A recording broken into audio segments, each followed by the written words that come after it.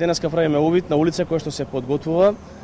за некаде од следната недела да започнеме и со асфалтирање на комплетен нов слој на оваа улица во должина од околу 920 метри. Значи продолжуваат активностите за санирање и реконструкција на улиците во населените места кои што беа опатени минатата година со елементарната непогода.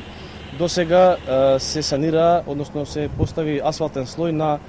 улици во должина од 25 километри во сите населени места. Минатата година од буџетот на град Скопје беа издвоени 150 милиони денари или околу 2,5 милиони евра, средства кои што беа наменети за пред се за санација на патната инфраструктура,